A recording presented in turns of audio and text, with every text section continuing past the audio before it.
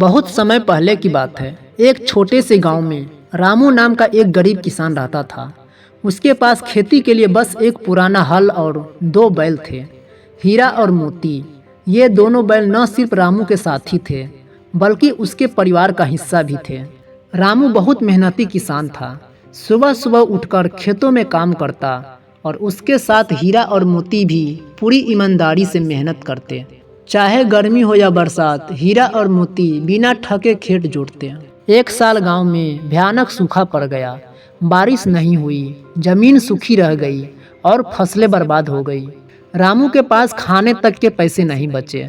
बहुत सोचने के बाद उसने मजबूरी में फैसला किया कि वह अपने बैलों को बेच देगा। रामू हीरा और मोती को लेकर बाजार गया।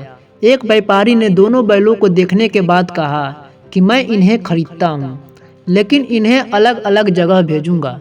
एक को शहर में गाड़ी खींचने और दूसरे को ईंट भट्टे पर। रामू की आंखों में आंसू आ गए। वह जानता था कि हीरा और मोती एक दूसरे से बहुत प्यार करते हैं। दोनों हमेशा साथ रहते थे, एक दूसरे के बिना एक पल भी नहीं रह सकते थे। रामू ने गहरी सांस ली और बोला कि माफ करना, मैं अपने बच्चों को अलग नहीं कर सकता। उसने दोनों बैलों को गले लगाया और वापस घर ले आया, चाहे उसके पास खाने को कुछ न हो। गांव वालों ने रामू की यह निष्ठा और प्रेम देखा। सभी ने मिलकर उसकी मदद की। किसी ने अनाज दिया तो किसी ने पैसे। रामू फिर से खेती करने लगा। अगले साल खूब बारिश हुई और रामू की फसल अच्छी हुई। आज भी जब लोग गांव में रामू, हीरा और मोती की बात करते तो कहते कि जहां सच्चा प्रेम और वफादारी होती है, वहां कोई भूखा नहीं मरता। जब अगली फसल में रामू के खेतों में हरियाली लौट आई तो उसकी जिंदगी भी फिर से वापस आने लगी। हीरा और मोती खेतों में दिन भर मेहनत करते और शाम को रामू उन्हें खुद अपने हाथों से गुड़ और चारा खिलाता। गांव में अब लोग रामू को इज्जत से देखने लगे थे। वो जानते थे कि रामू ने मुसीबत में भी अपने बैलों का साथ नहीं छोड़ा। इस बात ने गांव वालों को दिल को छू लिया। एक दिन शहर से एक बड़ा जमींदार अपने नौकर के साथ गांव आया। उसने एक बड़ी जमीन पर खेती करवानी थी। उसने रामू के बैलों की मेहनत और वफादारी के बारे में सुना था। वह रामू के पास आया और बोला कि रामू, मैं तुम्हारे बैलों को खरीदना चाहता हूँ। तुम्हें इतना पैसा दूंगा कि तुम्हारी 7 पीढ़ियाँ आराम से जी सके। सोच लो, ये मौका बार बार नहीं मिलेगा। रामू थोड़ी देर चुप रहा। हीरा और मोती उसकी आंखों के सामने खड़े थे, जैसे वो सब समझ रहे हो।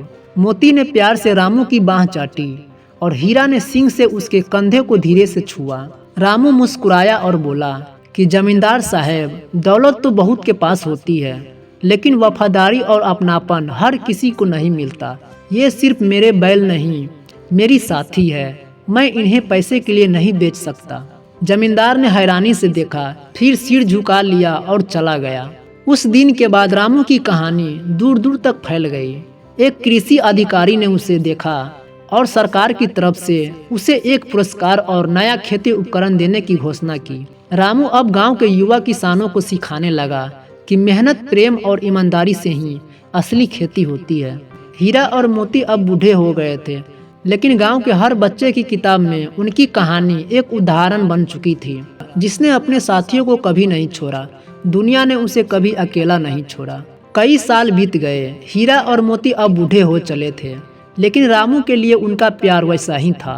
गांव के लोग भी उन्हें दुलारते, बच्चे उनके साथ खेलते।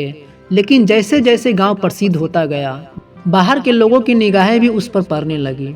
एक अंधेरी रात थी। पूरा गांव सो रहा था।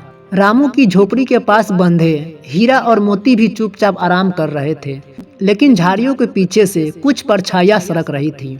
3 चोर जो बाहर के गांव से आए थे, उन्होंने सुना था कि रामू के पास दुनिया के सबसे समझदार और मजबूत बैल है। धीरे धीरे उन्होंने रस्सियां काटी और हीरा मोती को चुपके से ले गया। चोरों ने उनके मुंह पर कपड़ा बांध दिया ताकि वे आवाज न निकाले। सुबह जब रामू उठा और देखा कि दोनों बैल गायब है, तो उसकी आंखें फटी की फटी रह गई। वह पागलों की तरह गांव में दौड़ा, हर किसी से पूछा, हर कोने की तलाशी ली, लेकिन हीरा और मोती का कोई निशान नहीं मिला। रामू की हालत देखकर गांव वाले भी चुप नहीं रहे। गांव के नौजवान टोली बनाकर निकले। कुछ लोग पास के हाट गए कुछ ने शहर की ओर रुख किया। सभी जगह बैलों की तस्वीरें और पहचान बताई गई। इधर रामू एक पुराना मंदिर गया जहां वो अक्सर हीरा और मोती के साथ बैठता था। वह फूट फूट कर रोने लगा और भगवान से बोला कि अगर मैंने कभी किसी के साथ अन्याय नहीं किया तो मेरे हीरा और मोती को मुझसे मत छीनो। उधर चोरों ने बैलों को एक शहर में बेचने की कोशिश की, लेकिन हीरा और मोती इतने समझदार थे कि मौका देखकर उन्होंने एक दिन रस्सी चबाकर खुद को आजाद कर लिया। दोनों ने मिलकर चोरों के ऊपर हमला किया और एक एक को पटक कर भाग निकले। हालांकि रास्ता लंबा था, लेकिन उन्होंने अपने घर की दिशा पता थी। उन्होंने खेतों, नदियों और जंगलों को पार करते हुए 3 दिन में अपना गांव फिर से पा लिया। जब रामू दरवाजे पर बैठा था, उसने दूर से 2 धूल भरी परछाई देखी। जैसे ही वे करीब आई, रामू की आंखों से खुशी के आंसू बहने लगे। हीरा और मोती लौट आए थे। गांव वाले भी दौड़कर आए, सबने फूल चढ़ाए और गांव के चौपाल में तय हुआ कि अब गांव में हीरा मोती चौकी बनेगी, जहां से कोई पशु चोरी न हो सके। तो दोस्तों, इस कहानी से यह सीखने को मिलती है कि सच्चा प्यार और समझदारी मिल जाए तो मुश्किल से मुश्किल रास्ते भी पार हो जाते हैं। तो आप लोगों को ये कहानी कैसी लगी तो आप लोग कमेंट में ज़रूर बताइएगा, और कहानी अच्छी लगी तो एक लाइक ज़रूर कीजिएगा। तो फिर मिलते हैं एक नेक्स्ट स्टोरी के साथ। तब तक के लिए आप सभी को, हमारा स्टोरी सुनने के लिए आप सभी को दिल से बहुत बहुत धन्यवाद।